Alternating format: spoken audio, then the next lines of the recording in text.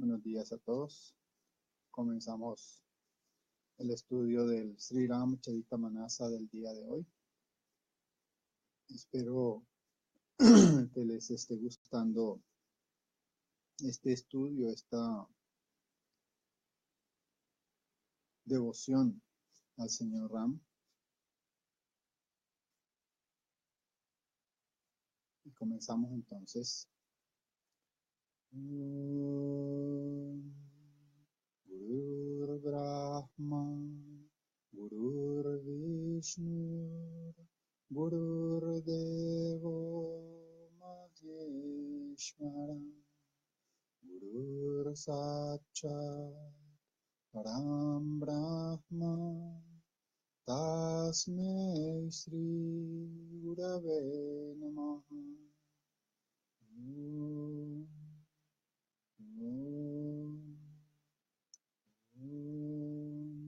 Shanti, Shanti, Shanti.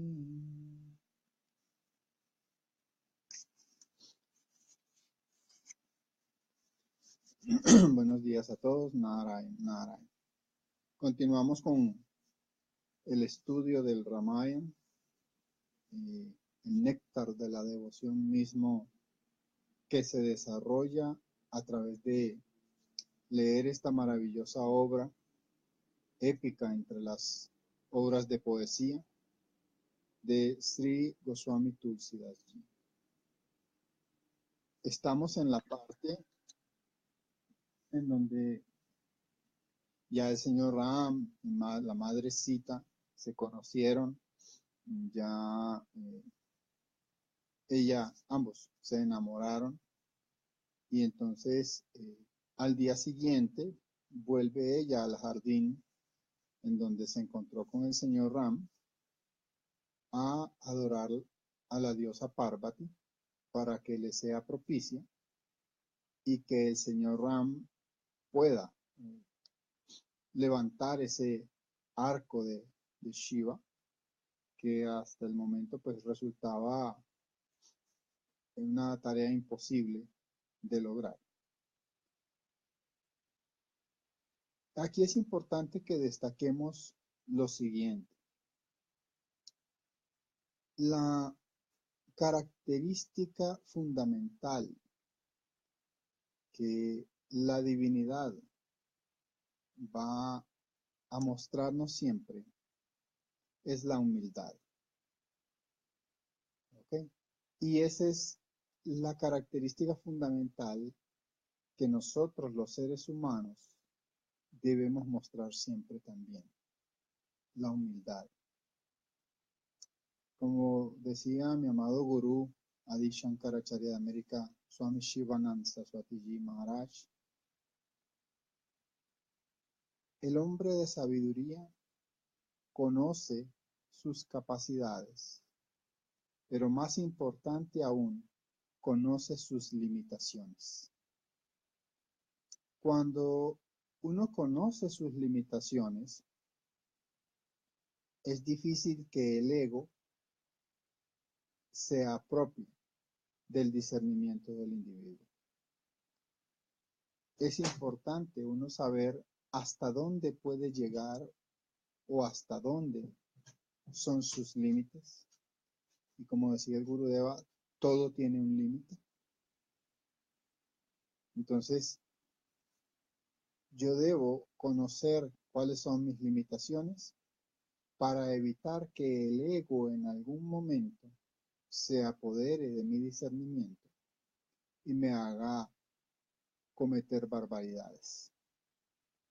¿Okay? Entonces vemos cómo la madre Sita, que es la madre cósmica misma, es Lakshmi misma, y el señor Ram, que es Narayan mismo, el señor Vishnu mismo, el padre del universo,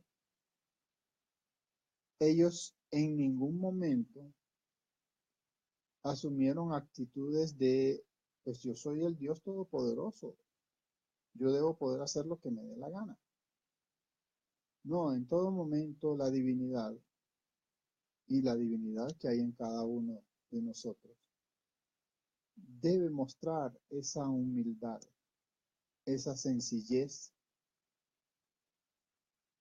hacia los demás. ¿Por qué?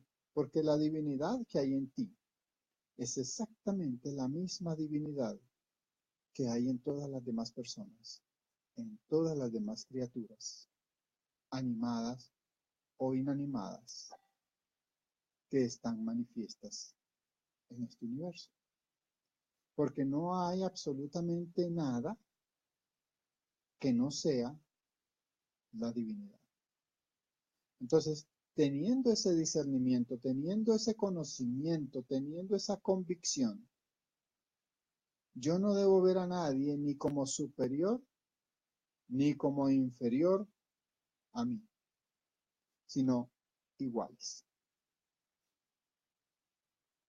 Es decir, hasta una vil cucaracha no es inferior a mí y tampoco es superior a mí, así que no le debo tener miedo. Una rata no es inferior a mí, ni es superior a mí, así que no le debo tener miedo.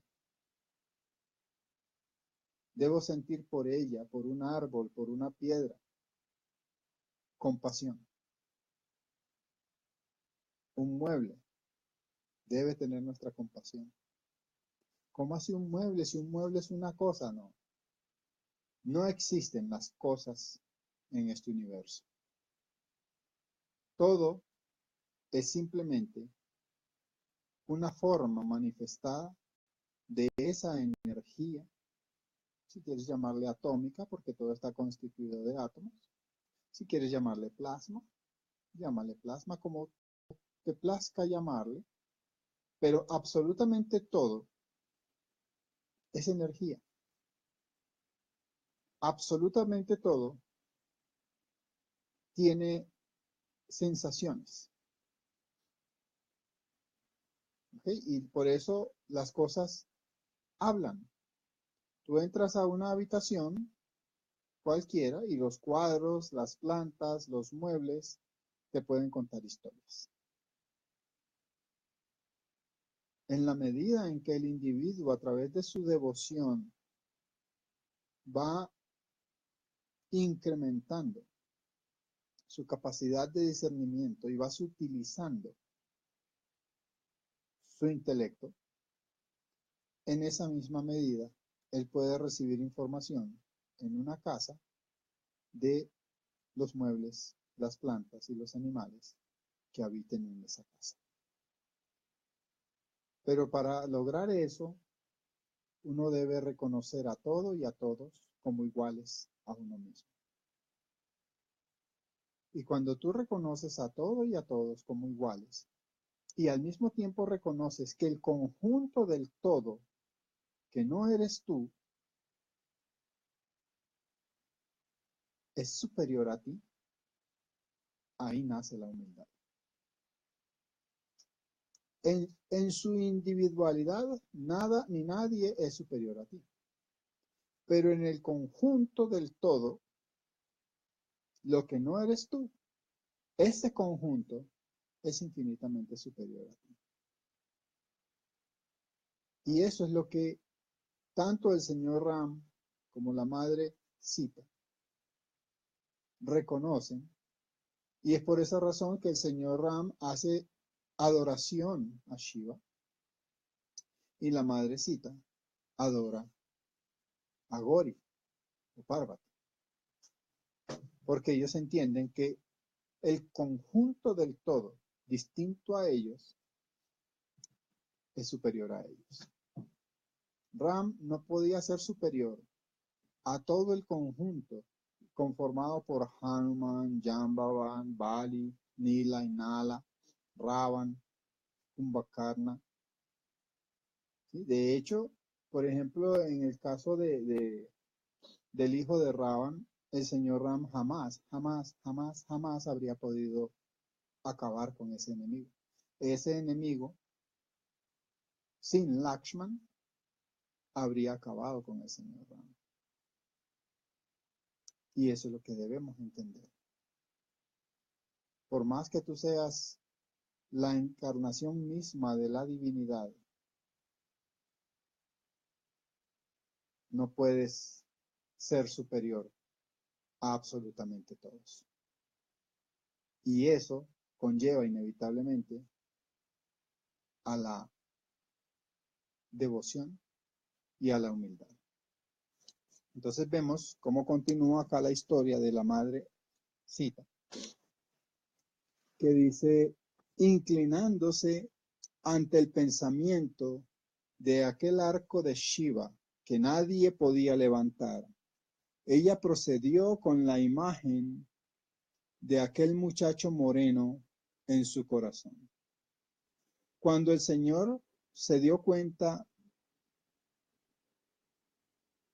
que la hija de Janak, la fuente de la dicha, el amor, la gracia y la bondad, se iba, él inmediatamente la dibujó en la hoja de su corazón con la suave tinta del amor supremo.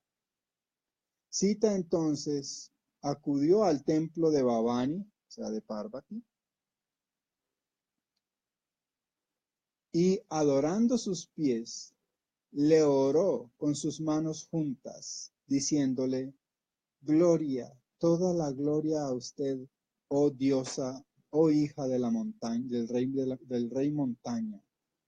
Gloria a usted, quien contempla la cara del Señor, del gran Señor Shiva, como el ave chacora contempla la luna. Gloria a usted, oh madre de Ganesh, el de cabeza de elefante, y de Kartikeya, quien tiene 6 caras, y es la madre del universo, con sus cuerpos brillantes como los rayos. Usted no tiene principio, mitad ni final. Su gloria infinita es un misterio aún para los Vedas. Usted es responsable del nacimiento, mantenimiento y destrucción de todo el universo. Usted encanta a todo el universo y realiza sus juegos independientemente de todos los demás. Todos los hombres, todas las buenas mujeres que adoran a sus esposos como si fuese Dios mismo, madre, de entre todas ellas, usted es la número 1. Su inmensurable grandeza es más de lo que 1000 saradas o seshas podrían narrar. ¿Por qué siempre se hace alusión a que 1000 saradas o saraswatis? Porque Saraswati es la diosa del habla, es la musa que inspira a los poetas. ¿Sí? Entonces, siendo ella la musa, pues debe tener más capacidad que muchos poetas o que todos los poetas juntos para poder describir o alabar algo. Pero aún 1000 sarats no podrían alabar a la madre Girija de manera adecuada. Y Sesa es el dios serpiente que tiene 1000 cabezas. Y por consiguiente, si tiene 1000 cabezas, pues tiene 1000 bocas, con las cuales podría alabar a la madre Parvati. Pero ella dice que ni aún 1000 Sesas podrían alabar a la madre Parvati adecuadamente. Vean cómo se refiere ella a Parvati. Y ella le dice que ella puede realizar sus juegos independientemente de todos los demás. ¿Okay? Y yo les acabo de decir a ustedes que uno siempre debe considerarse inferior al conjunto de todo. ¿Okay? Cuando ella le dice a la madre Parvati que ella puede realizar sus juegos independientemente de todo lo demás, es a esa parte de la divinidad que se manifiesta como la madre cósmica. ¿Sí? La madre cósmica va a realizar su juego de creación porque es su función. Y eso es lo que debemos tener claro. Cuando algo atañe a mi función, cuando algo atañe a mi responsabilidad, yo debo ejecutar mi responsabilidad, mi deber, sin tener que esperar permisos de nadie. Vamos a decirlo así. Soy el padre o la madre de algún niño y ese niño cae al agua en la piscina y no sabe nadar y comienza a ahogarse. Yo tengo que ser el primero que se lance a rescatar a ese niño. Yo no tengo que esperar el permiso de nadie para lanzarme ahí a rescatarlo. ¿Por qué? Porque esa es mi función, ese es mi deber, ese es mi dharma. Cuando se trata de cumplir tu dharma, tú no debes esperar el permiso de nadie.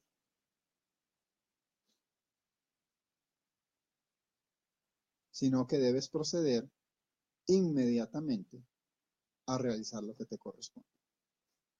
A eso es a lo que ella se refiere cuando le dice a la madre Parvati, usted realiza sus actividades independientemente de los demás.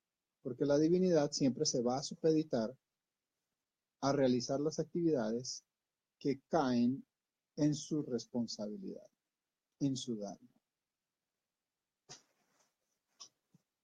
El cuádruple logro de la vida, es decir, el mérito religioso, la prosperidad, el ser útil para uno mismo y para los demás, y la liberación, son fácilmente conseguibles a través del servicio a usted, oh concededora de todas las bendiciones, amada de Shiva, el destructor de Tripura. Todos aquellos que adoren sus pies de loto, mi brillante señora, obtienen felicidad, sean ellos dioses, hombres o sabios. Usted conoce muy bien lo que en mi corazón deseo, ya que usted mora en el centro de todo corazón. Es por eso que me refreno de decírselo abiertamente. Con estas palabras, la hija de Vaideha abrazó los pies de la imagen. Bhavani estaba atrapada por la sencillez y mansedumbre y la devoción de Sita. Y la guirnalda que estaba en su imagen cayó en las manos de Sita y la estatua entonces le sonrió. Sita colocó reverentemente el regalo divino sobre su cabeza. El corazón de Gori estaba lleno de deleite cuando le dijo, escúchame, Sita, mi infalible bendición. El deseo que hay en tu corazón va a ser concedido. Las palabras de Narad son siempre inmaculadas y verdaderas. El pretendiente en quien tu corazón ahora está fijo, de hecho, va a ser tu esposo. Ese pretendiente moreno y hermoso por naturaleza, de quien te has enamorado, no lo dudes, será tuyo. El gracioso y omnisciente Señor está consciente de tu fidelidad y de tu amor. Sita y todas sus acompañantes se sintieron deleitadas en su corazón al escuchar esta bendición directamente desde los labios de Gori. Adorando a la diosa Bhavani una y otra vez, Sita, dice Tulsidas, regresó a su casa regocijada en su corazón. Viendo que Gori estaba favorablemente dispuesta hacia ella, Sita se sintió aún más feliz en su corazón, se sintió tan feliz en su corazón, más allá de lo que las palabras puedan decir. sus, sus miembros, brazos y piernas empezaron a palpitar, indicando la buena fortuna para ella. Alabando interiormente a la belleza de Sita, los dos hermanos regresaron a donde estaba su gurú Vishwamitra. El señor Ram le relató todo a Kaushika. Kaushika es otro nombre de Vishwamitra, porque él era inocente, puro en su corazón e inocente y libre de toda argucia. Habiendo recibido las flores, el sabio entonces realizó sus devociones y luego bendijo a los dos hermanos diciéndole que el deseo de su corazón sea cumplido. Ram y Lakshman se sintieron felices al escuchar la bendición. Después de terminar sus comidas, el gran e iluminado ermitaño Vishwamitra comenzó a relatarles viejas leyendas. Así pasaron el día y obteniendo el permiso del gurú, los dos hermanos procedieron a hacer sus prácticas espirituales de la tarde. Mientras tanto, la hermosa luna ya se había elevado en el horizonte oriental, percibiendo aquella orbe que se le semejaba a la cara de Sita. El señor Ram se sintió feliz. El señor entonces pensó dentro de sí mismo, la reina de la noche tiene una cara muy parecida a la de Sita. Se había caído en maya el señor Ram.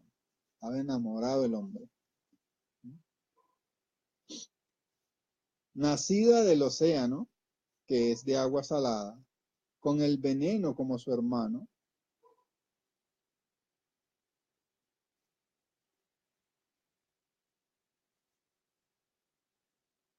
se disminuye y se oscurece en el día y con una mancha oscura en su cara.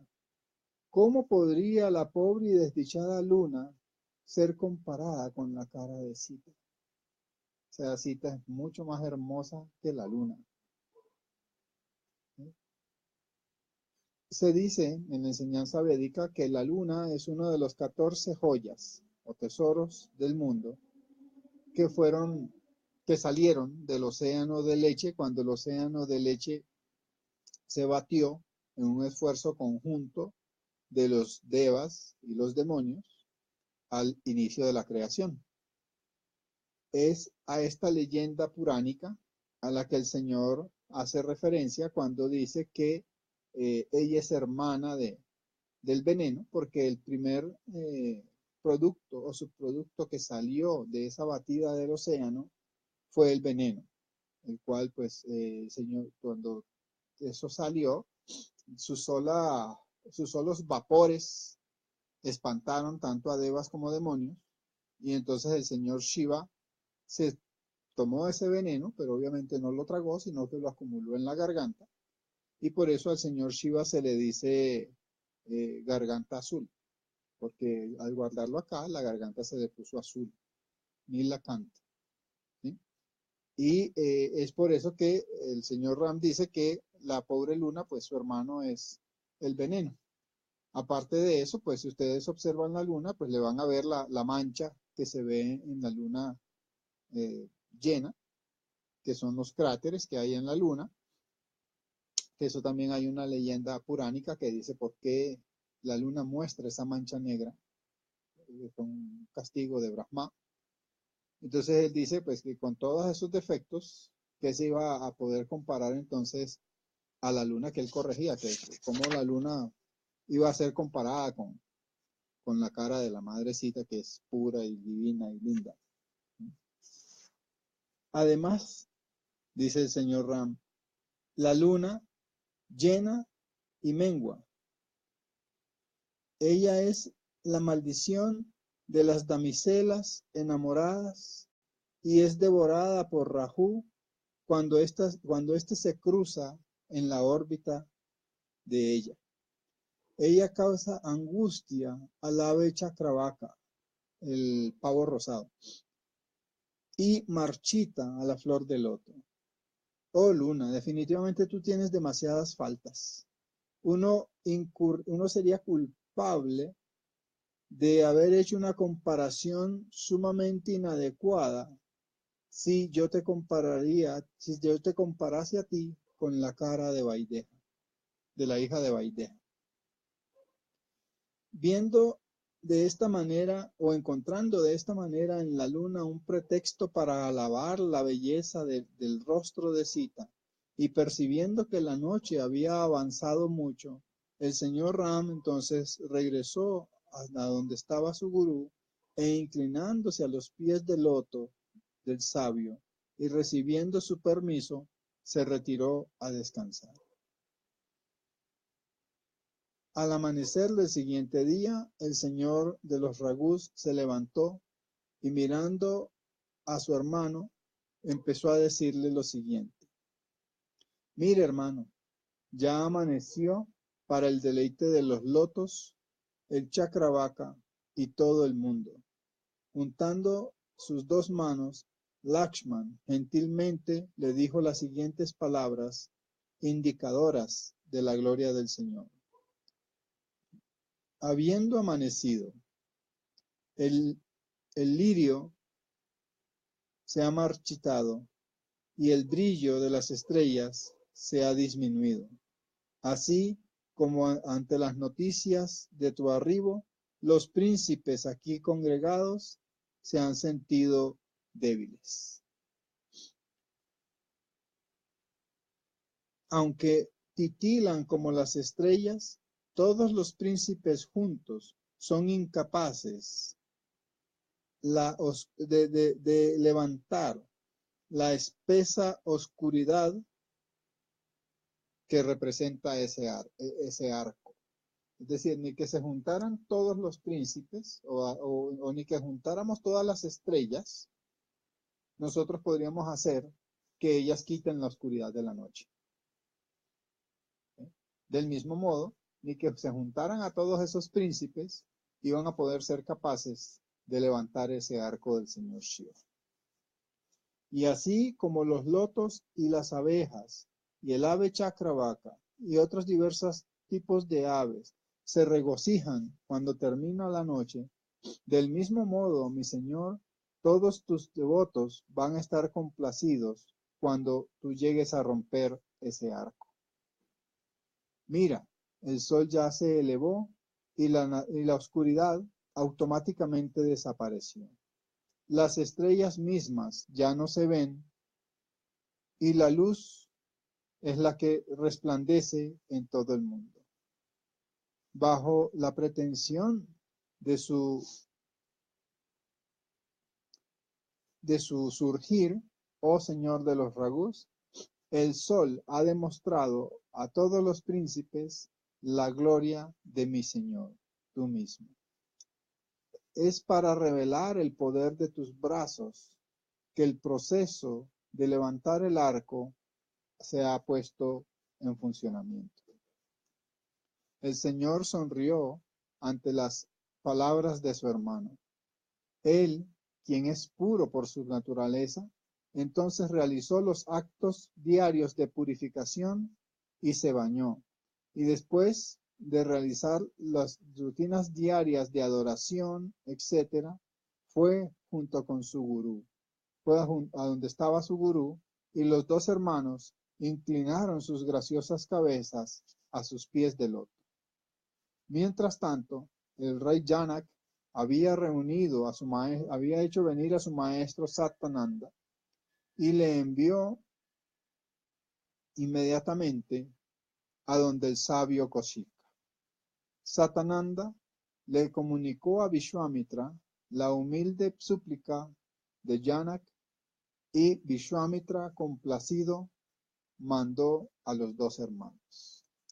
Fíjense, esta parte es sumamente importante porque ven que el señor Ram, se levanta al romper el alba. ¿Okay? No es alguien que se va a levantar pues 8:30, 9, 10 de la mañana, sino al romper el alba. El rompimiento del alba es ese punto del día en donde ya no hay la densa masa de oscuridad, sino que empieza a disiparse la oscuridad. Eso normalmente ocurre en algunas partes a las 4:30, en otras partes a más tardar a las 5:30. Entonces, ese es el horario en que uno debería realmente levantarse, entre 4:30 y 5:30 de la mañana. ¿Okay? Luego de eso, él hace sus actos purificatorios. Es decir, hay que pues lavar la boca, hay que ojalá vaciar intestinos, vaciar vejiga, luego bañarse. Y luego de que hizo eso, él procede a hacer sus oraciones matutinas. Y es lo que él dice acá, es decir, aquel que es puro en sí mismo por naturaleza, hace actos de purificación. Porque nosotros debemos constantemente estar haciendo nuestra sadhana espiritual, mañana y tarde. Y si ustedes ven, en la noche él también llegó, ¿okay? Se sienta junto al gurú, hasta que el gurú le da permiso de irse a recostar, él va y se acuesta. Mientras el gurú no le dé permiso, normalmente el señor Ram lo que está haciendo es hacerle masaje en las piernas, en los brazos al gurú. Que es esa devoción hacia la figura de quien te va a llevar a ti a liberarte de la subyugación de la ignorancia. Es fundamental para uno progresar en el sendero espiritual. Yo recuerdo muchas ocasiones en las que nos sentábamos, algunos condiscípulos y yo, a hacerle masaje al Guruji. Eran 11:30, 12:30 de la noche.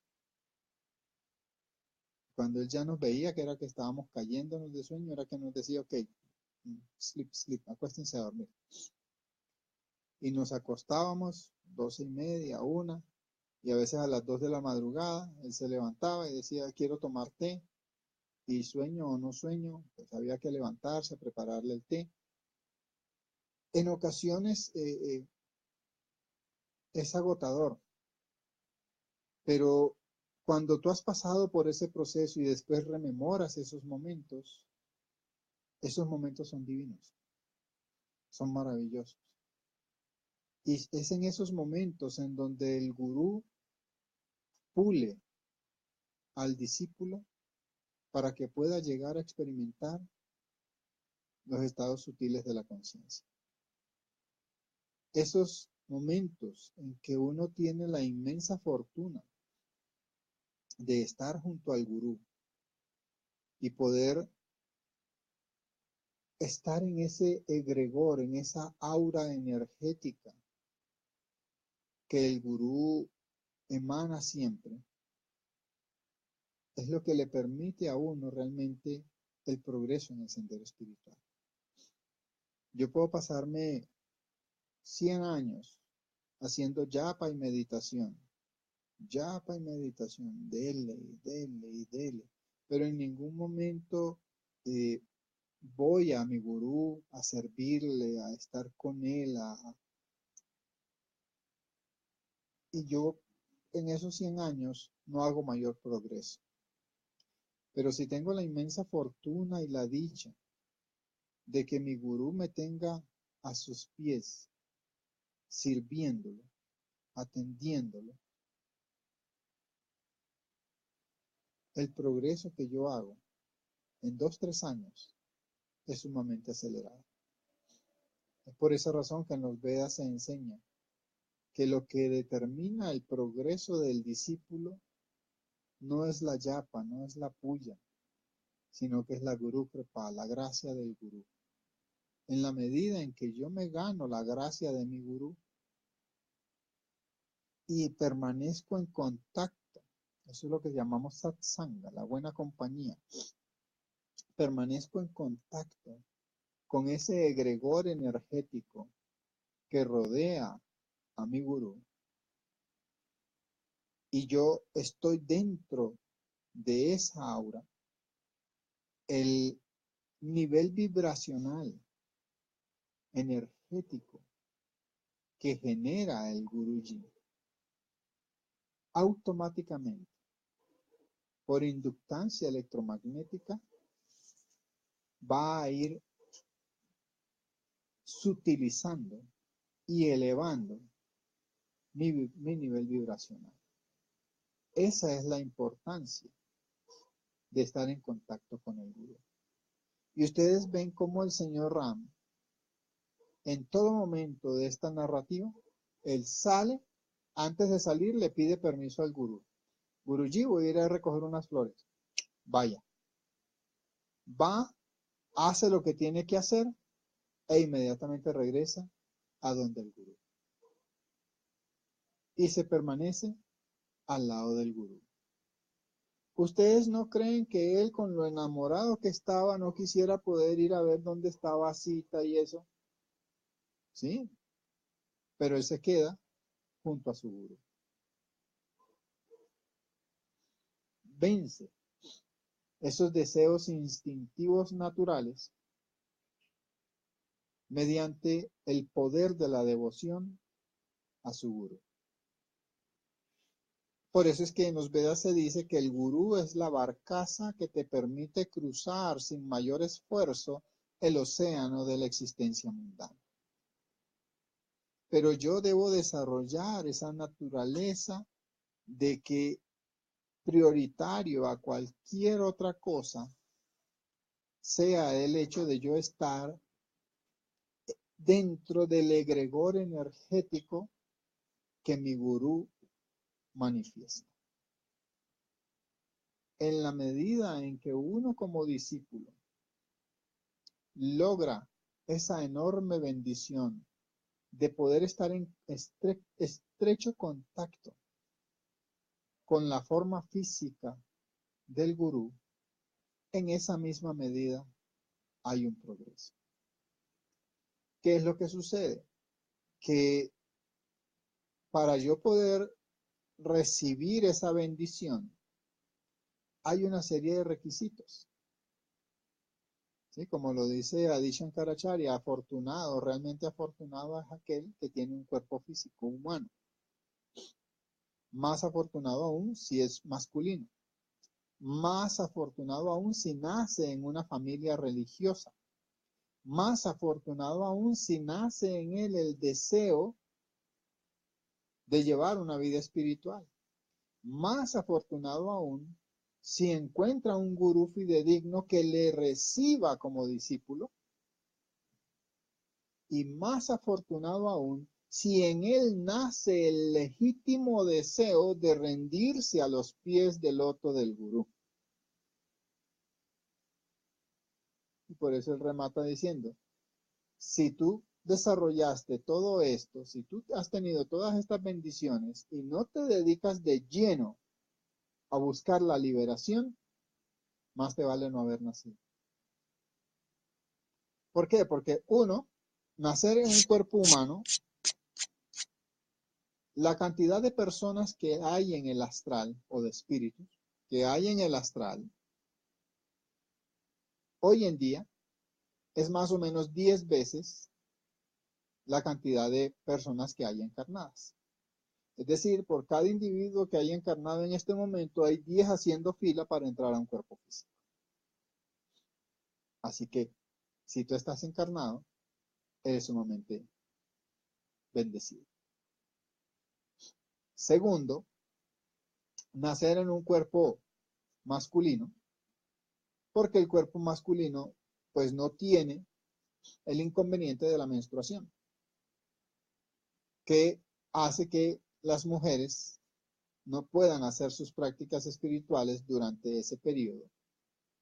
Y pues hay algunas pobres más desdichadas que les dura hasta 10, 15 días la menstruación, entonces la mitad del mes ellas no pueden sentarse a hacer su sadhana espiritual.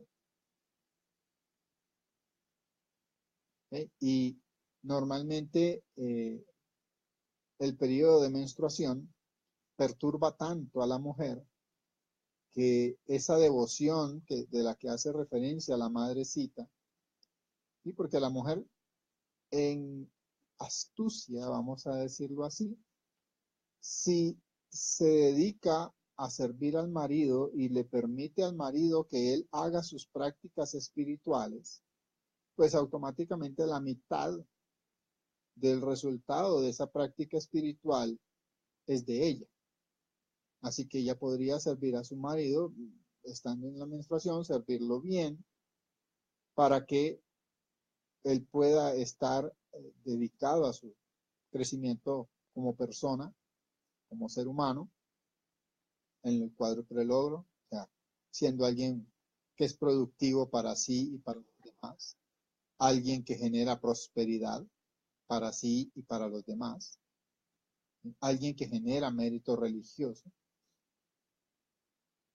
¿En qué repercute eso para la mujer? En que si la mujer es lo suficientemente inteligente de apoyar al marido para que él se vuelva alguien productivo, pues hombre, esa productividad inevitablemente va a generar prosperidad.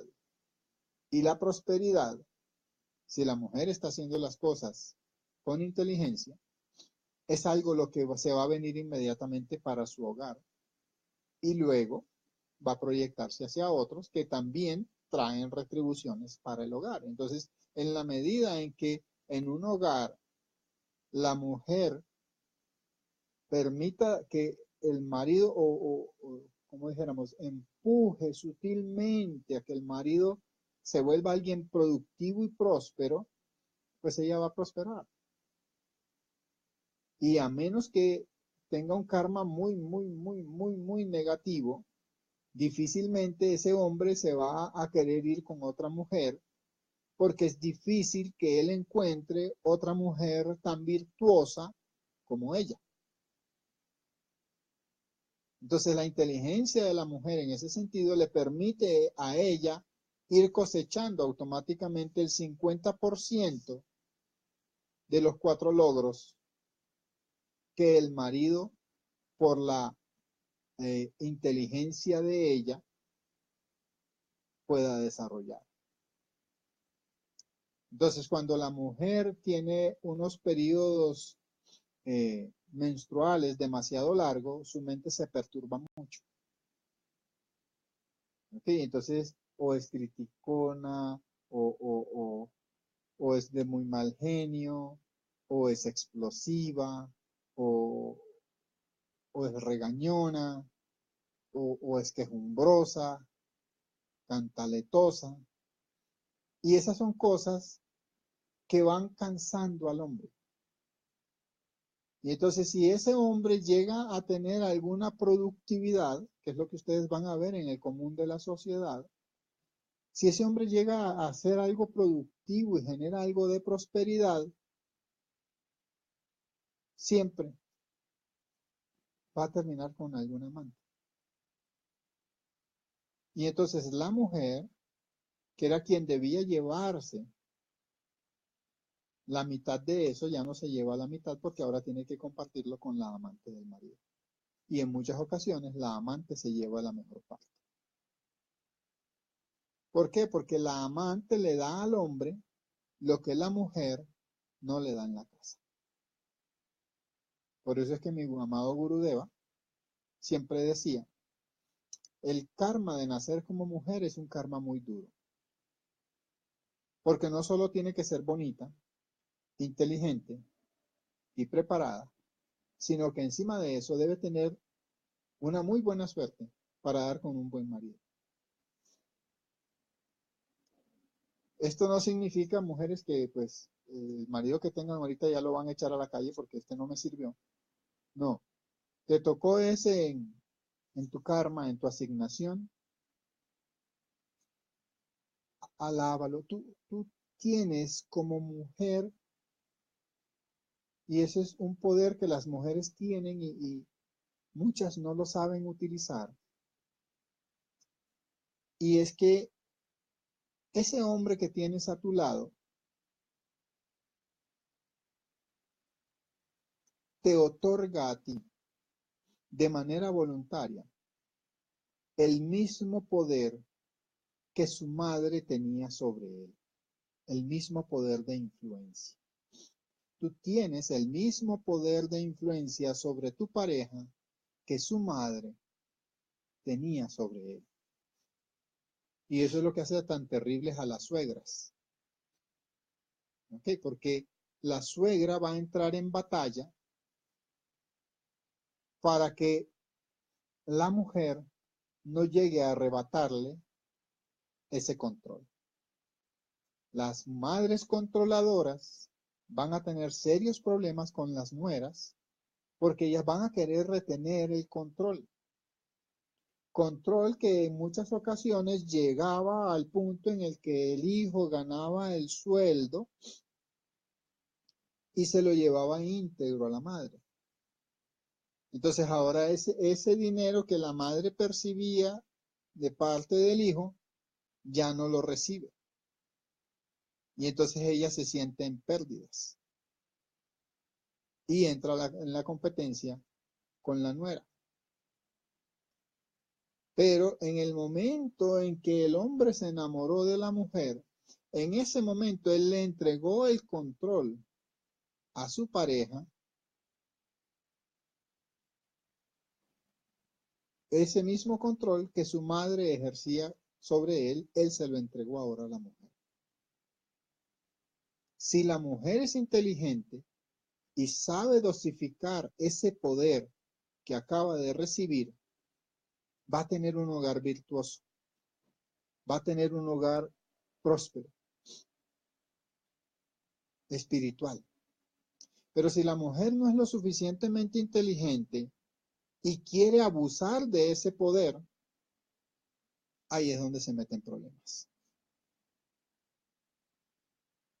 Porque pues el hombre entrega el poder, pero tampoco es bruto, tampoco es tonto como para no darse cuenta si la mujer está aprovechándose de ese poder que él le entregó para su propio beneficio. Algunas mujeres logran manipular de forma tal que incluso llegan a separar al hijo de la madre. Y ese es un gravísimo error porque tarde o temprano la mujer que comete ese error termina pagando las consecuencias de la maldición de la madre. Y la maldición de una madre es la peor de las maldiciones que alguien puede recibir. No es que la madre va a decir, ay, maldito seas, vas a sufrir. No. La madre simplemente va a sufrir.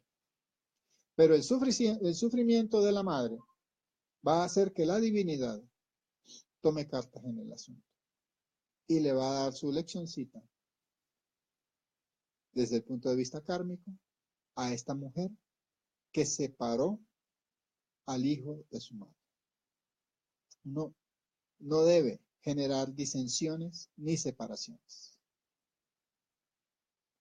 Debe, al contrario, buscar generar ambientes de concordia, de paz, de armonía, de unidad. Porque eso es ser uno productivo. Cuando donde quiera que tú vas, estás poniendo una mejoría en las situaciones, en el ambiente, en las circunstancias que hay ahí.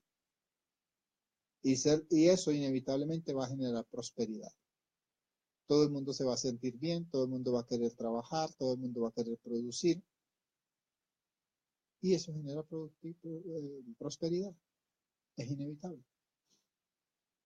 Entonces el trabajo de la mujer, pues aquí en Occidente la cosa varía un poquito. En la enseñanza védica, lo que nosotros sugerimos es que ojalá sea el gurú o los gurús de las dos familias los que se reúnan y miren si la unión de esos dos muchachos es conveniente y conducente hacia el cuádruple logro o no. Porque en la enseñanza védica nosotros enseñamos que el amor no es una emoción, el amor es una decisión. Cuando yo decido con esta persona me quedo el resto de mi vida y voy a hacer lo que tenga que hacer para preservar este matrimonio, Esos son los matrimonios que perduran. Los que piensan erróneamente, no, pero es que no depende de mí, depende también de mi pareja. No, de ti depende. Los que piensan de esa manera errónea terminan divorciados. Los que creen y piensan que depende de mí y de mi pareja la estabilidad de nuestro matrimonio terminan divorciados. La estabilidad de mi matrimonio depende de mí. De que yo me comprometa, y eso es el amor, un compromiso. Esta persona es mi pareja por el resto de la vida. Si no te cabe en la mente que eso es así, y tú, cuando yo estoy diciéndote esto, tú dices, no, pero es que yo no puedo controlar que el otro se quiera quedar conmigo, vas a terminar en divorcio. Si tú te comprometes, tú haces tu trabajo, haces lo que debes hacer, automáticamente tu matrimonio va a ser para el resto de tu vida. Pero si tú no quieres ceder en nada, si tú no quieres llegar a convenios, a acuerdos con tu pareja, terminas en divorcio. Algunos están pensando, sí, pero ¿y cómo yo hago que mi pareja se comprometa? Comprométete tú, no te preocupes por tu pareja. Comprométete tú. Tú eres el que debe comenzar a hacer a ceder en ciertos aspectos, para que al dar, tú puedas exigir una retribución. Pero si tú te pones a pensar, no, que él o ella primero cambie tal cosa, entonces yo cambio tal otra. Nunca va a suceder. No, yo primero soy el que debo decir, bueno, listo. Ella quiere que yo cambie esto o él quiere que yo cambie esto, entonces voy a cambiar eso. Y si no se da cuenta, entonces yo debo hacerle ver, yo cambié esto. ¿Te diste cuenta? He cambiado en esto. Automáticamente, por la naturaleza noble que todas las almas tienen, cuando yo le hago ver el esfuerzo que yo hice en aras de preservar la relación de pareja, la otra persona en contraprestación va a hacer algún cambio. Tan pronto yo noto ese cambio, debo hacerle ver a la persona, me gustó ese cambio que hiciste. Y yo hago otro cambio. Le cedo en otra cosa más que mi pareja desea. Hay cosas que los hombres, por el pensamiento racional que tienen, a veces no aceptan. Y es como cuando la novia o la esposa, sobre todo cuando son novios, le dice nada de exnovias. Y él sigue chateándose con ellas, sigue hablándose con las exnovias. Eso atormenta a la mujer. Y eso es algo lo que el hombre debe ceder. En muchas ocasiones el hombre le dice, pero ¿por qué se complica si es una exnovia? No me interesa, yo estoy enamorado de ti, no sé qué más. Sí, pero ella no quiere. Y si ella no quiere, tú debes ceder en eso. Que para ti no es importante. Exacto. Si para ti, hombre, no es importante el estar en contacto o no estar en contacto con una exnovia, pero para tu novia sí es importante, entonces deja el contacto porque para ti no es importante. Esa es la lógica femenina. Ella dice, pues si no es importante, entonces deja el contacto. ¿Por qué no lo deja? La mujer no ve que el hombre no lo deja porque en su orgullo de macho, de demostrarle que él le es fiel, le está solo con ella, pues él mantiene contacto con las exnovias como para decirle, mira, yo tengo contacto con ella, pero no me interesa. Para ella, el decir, ¿sí? Si no es importante, ¿por qué mantiene el contacto? En la lógica femenina ella está diciendo, si mantiene el contacto, es porque para él sí es importante. Porque si realmente no fuera importante, no mantendría el contacto. Entonces, ese pensamiento izquierdo y derecho del hombre y la mujer es lo que genera el conflicto. Y el hombre debe ceder en eso. El hombre debe ceder en algunos aspectos y la mujer debe ceder en otros aspectos. Ese ceder de cada uno, eso es el amor. Y eso es una decisión. Tú decides si cedes o no cedes. Si tú realmente quieres mostrarle a la otra persona que en esta ocasión es para el resto de tu vida, debes ceder. En los aspectos, cuando se sienten en la discusión, ambos deben ver para quién es más importante ese aspecto. Si para mí es más importante ese aspecto, entonces mi pareja debe ceder. Debe ceder. No es cuestión de que, ay, pero porque se complica por bobadas. Para mí es importante. Puede que para ti sea la más soberana tontería, pero para mí es importante. Tú debes ceder en ese aspecto. Si para mi pareja resulta que es más importante ese aspecto que para mí, entonces soy yo el que debo ceder. ¿Listo? ¿Tú quieres eso? Eso va. Ese es el proceso de establecer una relación de pareja duradera. Ese es el trabajo que sobre todo la mujer, que es la que tiene más ese toque mágico, debe hacer. Si ella propulsa al marido hacia la consecución del cuádruple logro, automáticamente la mitad de esa tapecia es de ella. Automáticamente. Porque en medio de todo, por eso es que algunas mujeres dicen que el hombre es la cabeza, pero la mujer es el cuello. ¿Sí? Porque el hombre le entrega a la mujer el control que su madre ejercía sobre él. Entonces la mujer en inteligencia debe saber manejar ese control. Debe ser de una manera sutil. No puede ser el mismo control que ejercía la madre, porque la madre, además del control, tenía otra ventaja sobre la pareja que la mujer pareja no tiene, que es la autoridad.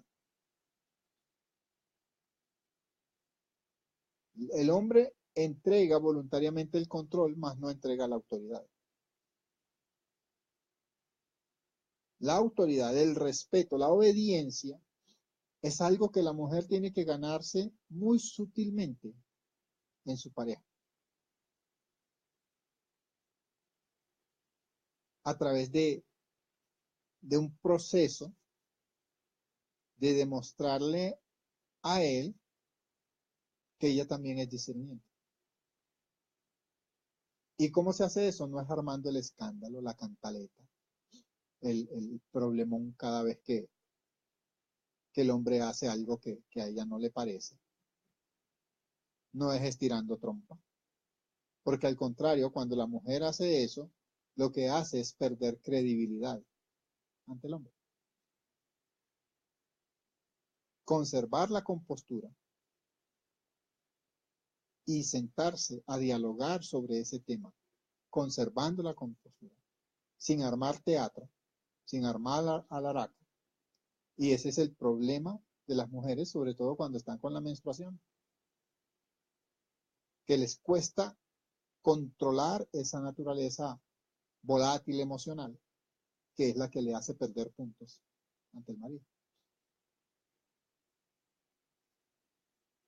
Ese proceso es la sadhana espiritual de la mujer. El calmar ese volcán en erupción que hay en ella que le provoca agarrar el plato y romper el plato. Esa es la sadhana espiritual que debe hacer una mujer. Y generar el terreno propicio para que su marido pueda hacer sus prácticas espirituales y su práctica de crecimiento personal de la manera más relajada posible. Eso es a lo que Mata Sita se refiere cuando le dice a la madre Parvati, de entre todas las mujeres que contemplan a su esposo como que fuese Dios mismo, usted es la número uno. Porque la madre Parvati es sumamente servicial y servidora del señor Shiva. ¿Okay? De hecho, hay una leyenda que es donde se forma Ardhangi, que es la mitad de la izquierda del cuerpo de Shiva es Parvati y la mitad derecha del cuerpo de Shiva es Shiva. Porque resulta que desde la mañana de ese día, Parvati apenas alcanzó a bañarse y el señor Shiva empezó, Parvati, tráeme esto, tráeme aquello, tráeme lo otro, mira que corre, corre, corre, corre, corre, corre, corre, corre. Y ya el señor Shiva se sentó a cenar, a cenar.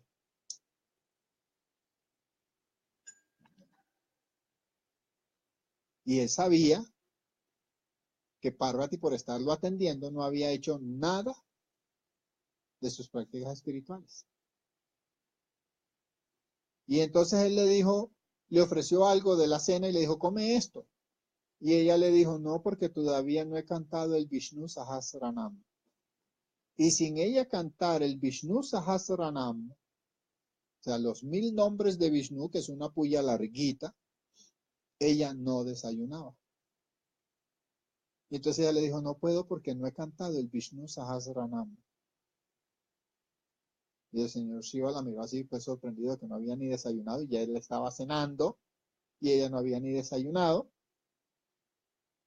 Y entonces le dice, no, pues, chica, no te compliques la vida, di Jai Sri Ram, y te sientas a comer, y ya, Jai Sri Ram es igual que el Vishnu Sahasranama. Y entonces Parvati lo miró y sin dudar un segundo dijo Jai Sri Ram y le recibió la comida.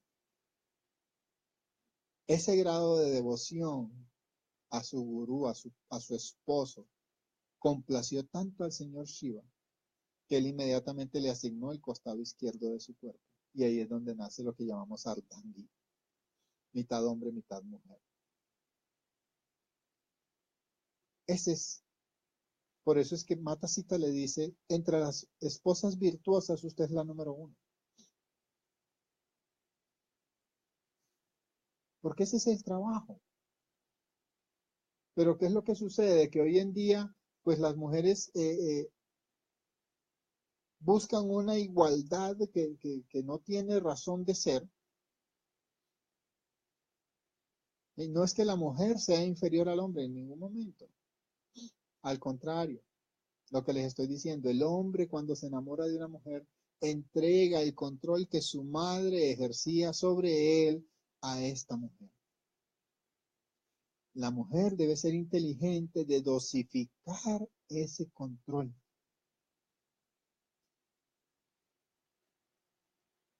No intentando separarlo de la madre, porque es que la mamá de este es insoportable, entonces yo lo alejo de su mamá. No. Déjalo que él siga en contacto con su madre y siga ganando bendiciones. No te pongas en contrapunteos con la suegra. No, deja que la suegra sea la suegra y sea lo que ella quiera hacer. Tú simplemente sé esa mujer con la que el hombre se siente admirado, se siente que es inteligente, que es capaz. Ese es tu único trabajo como mujer. Si tu hombre se siente admirado, tú le dices, te admiro, eres inteligente, eres capaz, tú puedes, mira que logras esto, logras aquello, logras lo otro. El hombre que escucha esas palabras de su mujer, en ningún momento le va a montar cachos. El hombre que se consigue una amante es porque la mujer es tiqui, tiqui, tiqui, tiqui, con la crítica y la cantaleta. En cambio, la amante, que normalmente la consiguen en la oficina, es una mujer que le dice, ay, tú sí eres inteligente, ay, tú sí resuelves esto, ay, qué bueno cómo resolviste esto. Y entonces él se siente, ah, esta me admira, esta me respeta. Y termina enredándose con ella. Pero si tu mujer, en tu casa, le das eso a tu marido, en vez de críticas, ay, te dije que arreglaras tal cosa y no la has arreglado, tú sí eres inútil. Se va a ir con otra. En cambio, si tú le dices, pero mi amor, si tú eres capaz de eso, ¿por qué no me has hecho eso? Eso para ti es fácil, eso es cuestión de 5 minutos. Tú vas a ver al tipo a los 10 minutos, haciéndolo. Esa es la inteligencia, mujer.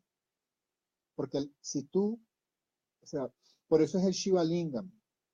El Lingam, la parte masculina, que es el pene, reposa en la vulva. Pero él reposa. Quien sostiene todo es la parte femenina. Entonces, tú, mujer, tu trabajo es sostén, genera el ambiente adecuado para que tu hombre prospere. Y si tú generaste ese ambiente adecuado, él va a prosperar y en la prosperidad te va a llevar a ti. Porque la mitad de lo que él haga automáticamente es tuyo, tanto en lo material como en lo espiritual. Entonces la inteligencia de la mujer es esa. Esa es la mujer virtuosa, la que genera ese ambiente para que su hombre se sienta en paz, admirado, respetado. Porque tú tienes ese control que su madre ejercía sobre él.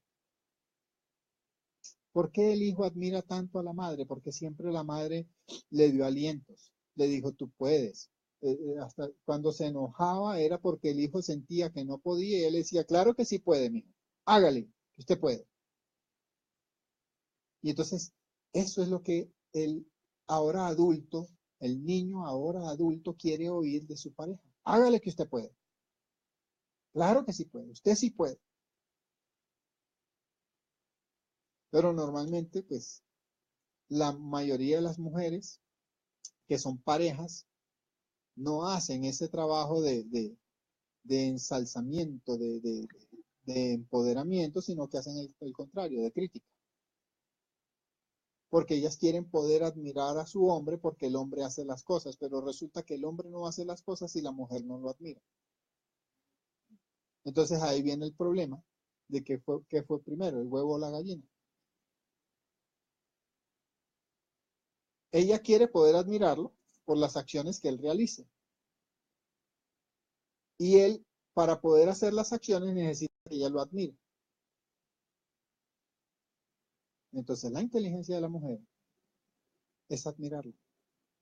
Ver lo que él puede llegar a ser antes de que lo sea.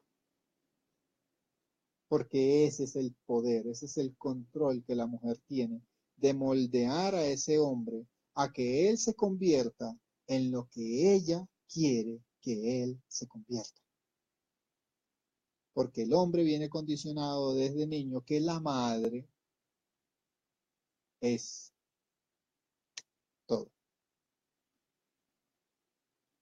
La madre es su primer Dios. Y eso es lo que la mujer debe tener claro.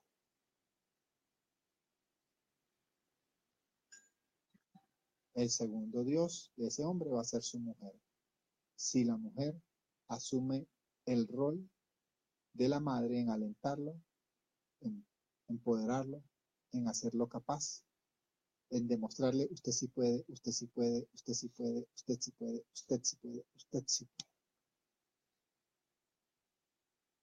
Y ahí vas a tener un matrimonio próspero, productivo, espiritual y que finalmente te va a producir ese estado de saciedad que te permita desarrollar tu vida espiritual de la mejor manera posible.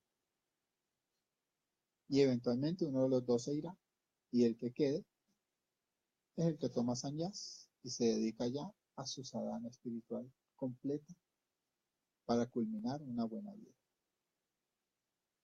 Ese es el proceso. Eso es lo que la madrecita acá nos está mostrando con su conducta. Eso es lo que yo quería decirles hoy. Om, Om, Om. Jai Gurudev. Parvati Pate, Arahara Mahadev. Si hay preguntas, dudas, inquietudes, por acá vi que Girilla puso algo. Dice, bendito sea Guruji, acepto y comprendo todo lo que he dicho, y déme su gracia para ponerlo en práctica y déme su gracia para poder elegir.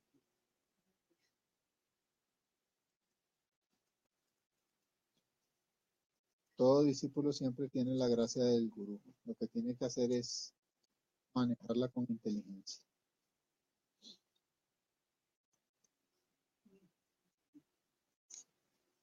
Angasagar dice, ¿qué puedo entender por compasión?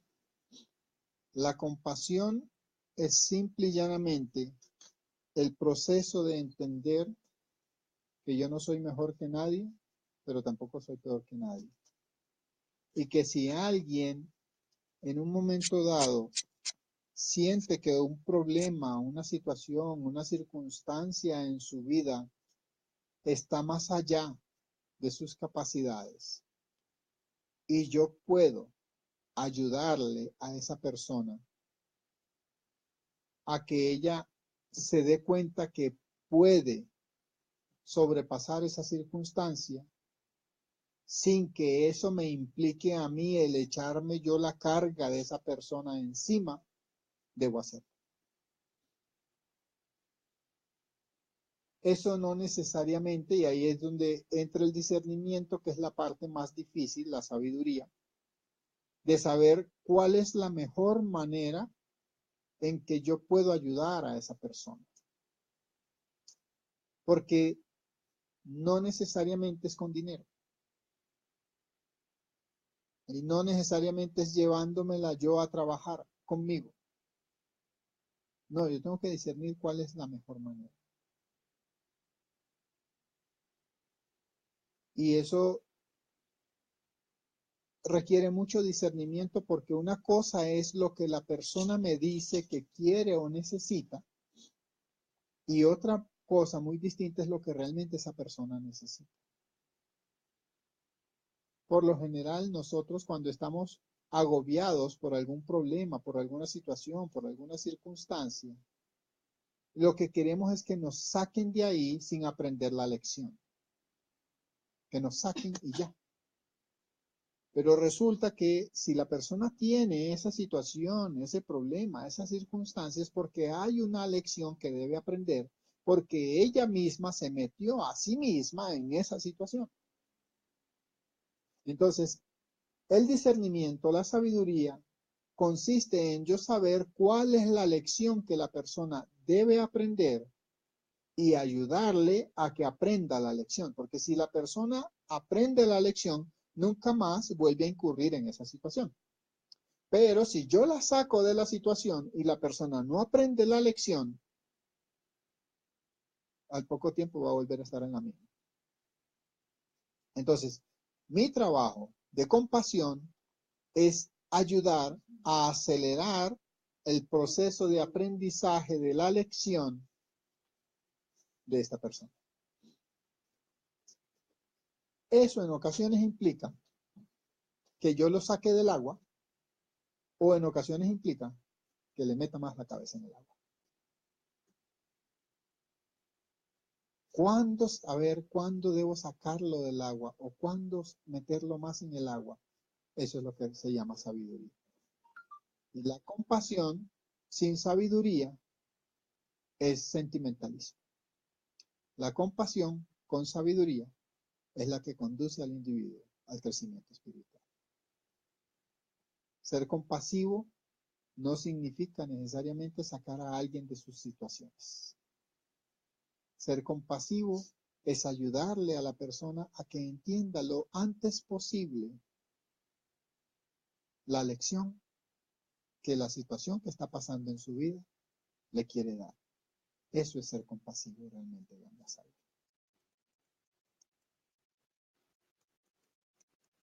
Si hay alguna otra pregunta, alguna duda, demás son saludos.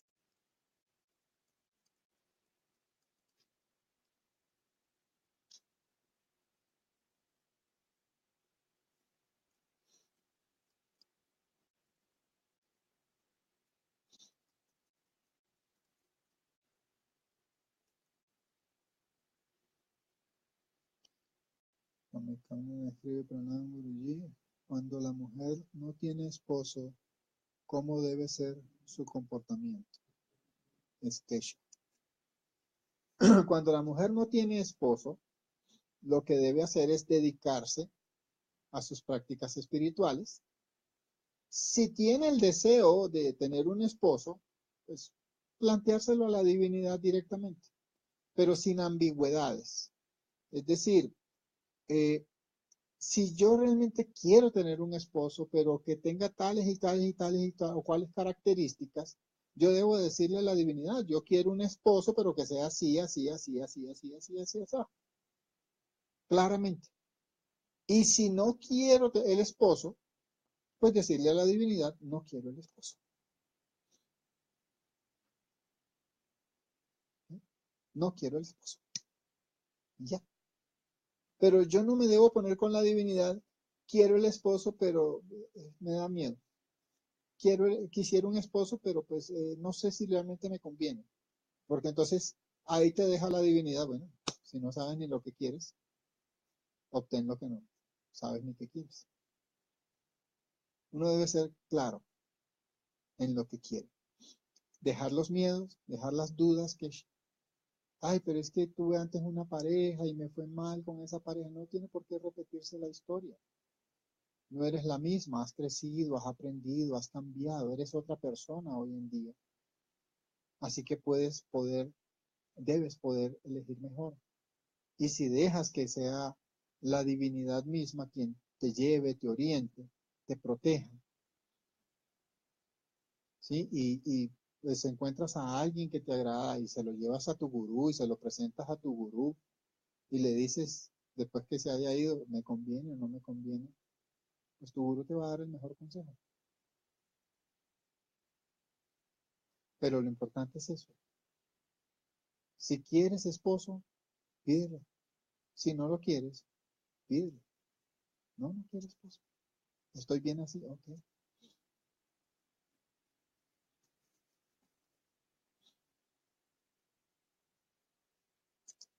Espero haber contestado tu pregunta, Keisha. Somos que Balan en Yurmila, gracias por esta maravillosa enseñanza, con mucho amor. Una pregunta, ¿por qué no debo hacer mis prácticas espirituales menstruando? Porque la menstruación es la sangre de algo que murió dentro de tu organismo, así que es una sustancia muerta. Y las sustancias muertas contaminan la sadhana espiritual. De hecho, pues, así fuera la sangre contamina la sadhana espiritual, más aún en la menstruación, que pues es un feto no nato, no fecundado, lo que está saliendo ahí. Entonces es algo que se murió. Es sangre y una sustancia muerta. Por esa razón no se debe hacer las prácticas espirituales durante la menstruación.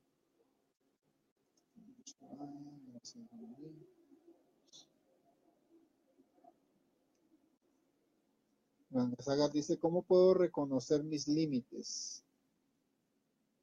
Con sabiduría. Ahora, ¿cómo alcanzo yo la sabiduría? Como le preguntaron al empresario exitoso. Le llegó el periodista y le dijo, venga, una pregunta. ¿Cómo se hace uno exitoso? Y él le dijo 2 palabras, decisiones correctas. El periodista le dijo decisiones correctas, perfecto. ¿Y cómo uno toma siempre decisiones correctas? Él le dijo una palabra, experiencia. Ok, perfecto. ¿Y cómo uno logra experiencia? Y el empresario le dice 3 palabras: muchas decisiones equivocadas. Entonces, ¿cómo yo logro reconocer mis límites? Excediéndolos. ¡Pah! Ah, hasta ahí tengo el límite. Más allá no puedo. Ensayo con algo y veo que me quedé corto. Ah, puedo extender un poco más el límite acá. Ensayo y error le llaman a eso. Es la única manera. ¿Por qué? Porque incluso así yo tengo un gurú. Con el Guruji me pasó en muchas ocasiones. Porque él en muchas ocasiones se burlaba de mí y me decía: Atmana, es que tú hablas como que fueras un pasha, Maharaj, multimillonario. Porque yo en mi briosidad juvenil me excedía en mis límites. Y por eso un gran trabajo que el Guruji hizo conmigo fue enseñarme a conocer mis límites. Porque yo creía que yo no tenía límites. En una ocasión, incluso me revolcó el ego porque me dijo: ven, vamos a hacer tal cosa. Y cuando íbamos por allá y tal, yo no logré ubicar el sitio, siendo que mi GPS es sumamente preciso. En esa ocasión específica, él me confundió la mente para que yo no lograra ubicar el sitio. Y cuando ya finalmente me di por vencido de que no iba a poder ubicar el sitio, entonces llega el mala clase de gurú y me dice: y yo que te consideraba a ti como Dios. Eso me revolcó el ego como ustedes no tienen idea. ¿Okay? Porque ese es el juego que hace el gurú para enseñarle al discípulo sabiduría, humildad, devoción. Esos son los juegos que uno como gurú va a hacer con el discípulo para. Pero en la medida en que uno como discípulo suelte todas esas cosas y se rinda en devoción al gurú, sube. Entonces, así tú tengas un gurú, Gangasagari, y le digas: Guruji, yo puedo hacer esto. El gurú te va a decir: ¿y tú qué crees? Sí, yo creo que sí. Ok, dale. ¡Pah! ¿Qué pasó? Tranquilo, no podías hacerlo. Entonces, a lo mejor ahí el gurú te dice: ay, Ganga, yo te consideraba a ti como Dios en esa zona. Solo espero que en ese momento no te pares de ahí a querer hacerlo, no. Reconoce los límites. A través del ensayo y el error uno va conociendo los límites.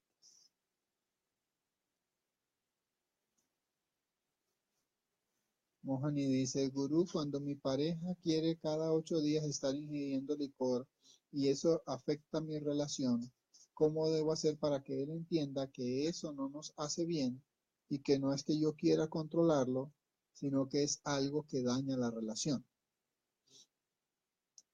Mohani, absolutamente nada daña una relación, a excepción de que cuando él llega borracho te pegue. Si llegando borracho te pega, entonces tú debes divorciarte.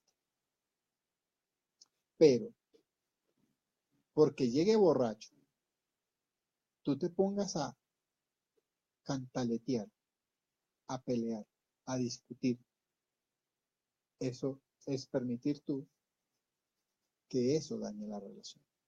Entonces debes ver cuál es el programa que hay en tu mente con respecto a que la pareja beba.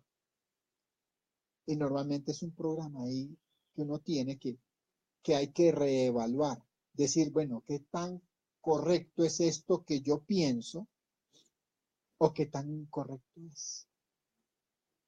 Y esa es la parte, gracias por esa pregunta, Mohani, esa es la parte difícil en la vida de todo individuo. El sentarse a reevaluar con ojo crítico los programas, paradigmas o prejuicios, como quieras llamarlo, que tenemos. Vasanas, le decimos en sánscrito. Los hábitos. Ay, es que yo no me aguanto un hombre que beba. ¿Según quién y por qué? ¿Cuál es el problema que hay ahí? Entonces, es sacar el programa, extenderlo. A ver, ¿por qué yo digo que no me aguanto un hombre que beba? Ah, porque es que el hombre que beba le pega a la mujer. Ok. ¿Eso me está pasando a mí? No, mi marido llega borracho, pero no, ni siquiera es grosero, no, nada. Entonces, deja la reactividad porque no está pasando el programa de que él me va a pegar. No hay programa de eso, o sea, elimínalo. Ahora, ya replanteado eso, dejo de cantaletear con que beban. ¿Qué debo hacer ahora para que él, porque yo soy la mujer que tiene el control de ese niño, ahora adulto? ¿Qué debo yo hacer para que él deje de beber? Yo lo quiero que no beba. Ok, ¿qué debo hacer? Entonces resulta que él se va a beber porque necesita que le digan que él es el duro, que es un campeón. Entonces yo empiezo a decírselo en la casa. Tú eres un duro, eres un campeón, no necesitas beber para eso. Cambio el programa y lo llevo hacia donde yo quiero que él vaya. Pero, ¿cuándo no puedo hacer eso? Cuando yo me exaspero porque llega borracho. Ah, esa bendita bebedera suya, hombre, ¿por qué no la quita? Bla, bla, bla, bla. ¿Qué dice? Lo mandé el próximo domingo a beber.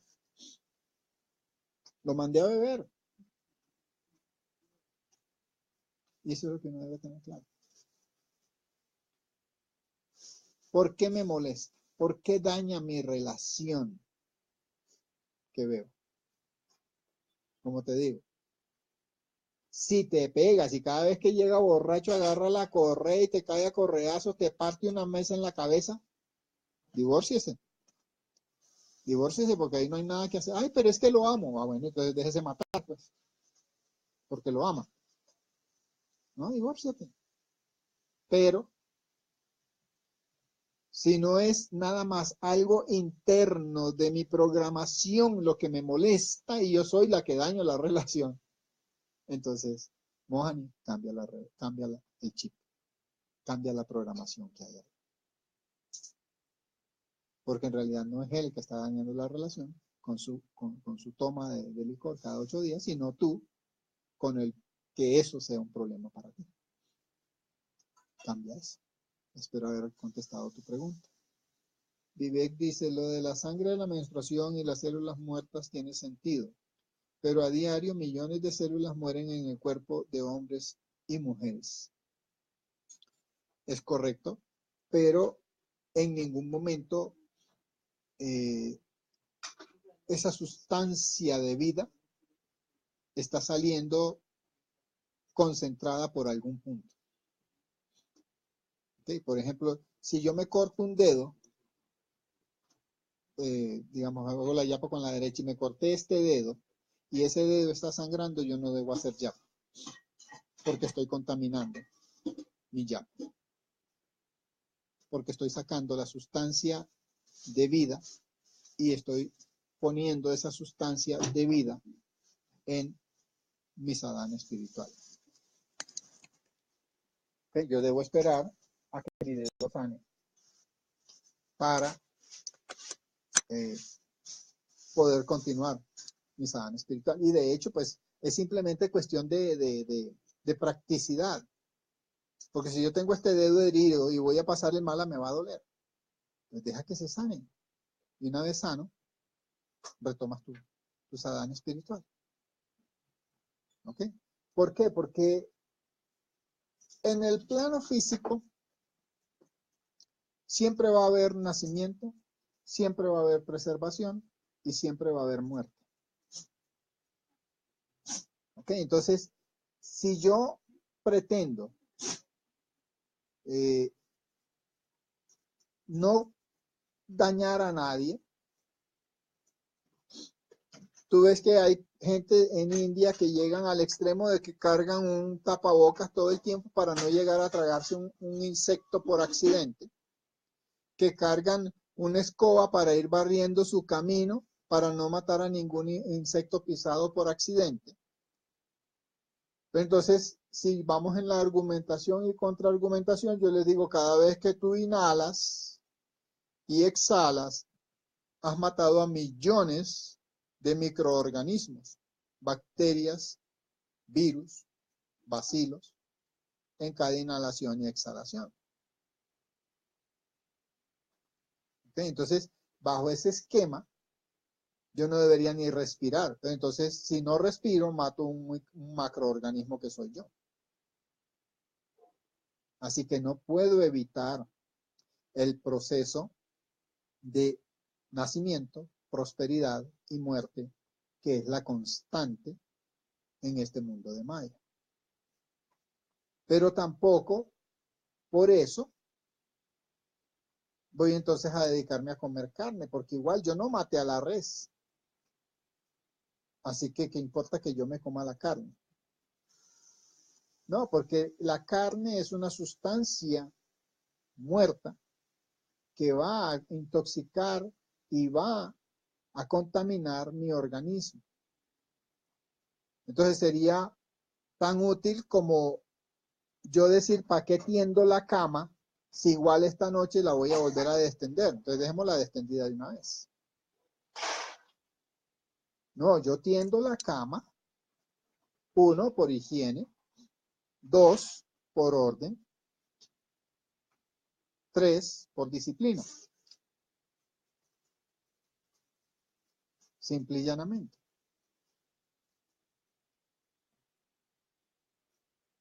¿Por qué? Porque yo debo sentar un precedente de cuál es el proceso adecuado para lograr los resultados.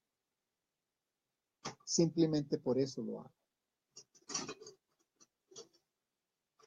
Que el mantener la cama extendida no genera ninguna diferencia con respecto a mantenerla tendida.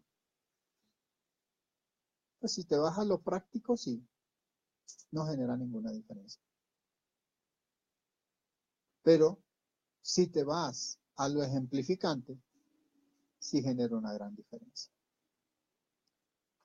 Entonces, por esa razón, no debemos entrar en argumentaciones y contraargumentaciones, porque si entramos en eso, yo te voy a decir, tienes razón. Pero el problema acá no es si yo tengo o no la razón. Es si lo que yo estoy pensando o estoy argumentando es beneficioso para mí y para los demás o no. ¿Sí? Entonces, la sangre como sustancia muerta es contaminante. Pero si nos vamos a lo microscópico, cada vez que yo hago el suajá en el Havan y hago este movimiento, yo estoy echando células muertas al Havan. Sí, pero en una cantidad infinitesimal, imperceptible. No es lo mismo que yo agarre una taza de sangre y se la eche al Havan. Ahí contaminé.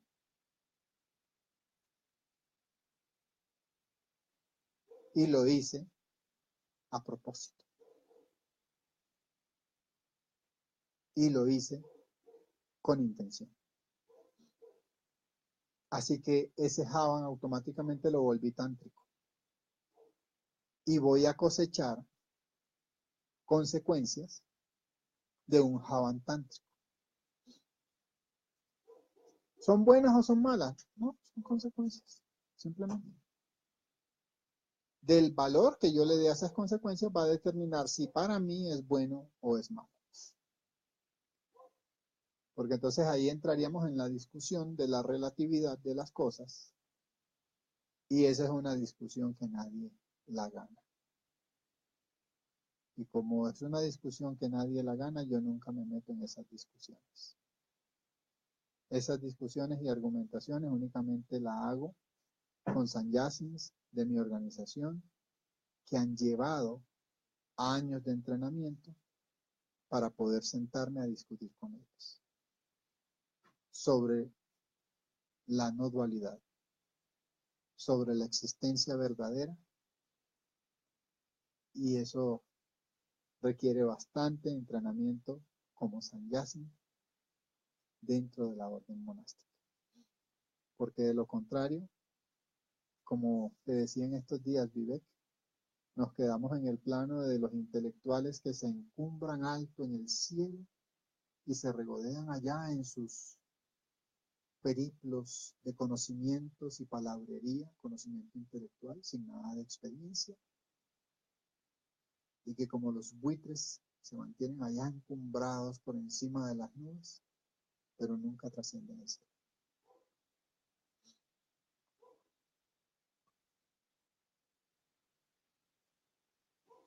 Lo importante es yo tener claro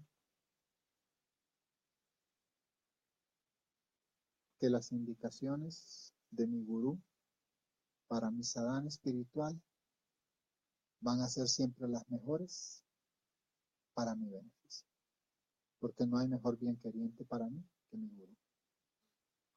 Y entonces ese es el trabajo que uno como discípulo debe hacer. El cuestionar, el preguntar, para yo aprender como acabas de hacer, es fundamental. Porque entonces, es como decimos, el gurú es como la vaca. La leche es la enseñanza. El discípulo debe ser el ternero que se pega ahí a extraer del gurú la enseñanza. Y la mejor manera es, como tú lo acabas de hacer, o como lo acaban de hacer varios de ustedes, con las preguntas. En la medida en que yo recibo respuesta, no es solo lo que escucho, sino el trabajo que el mantra del gurú o la palabra del gurú va a ir haciendo en mi mente para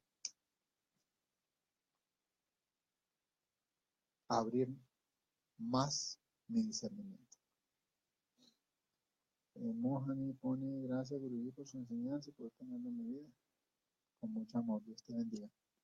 Si hay alguna otra pregunta, alguna otra duda.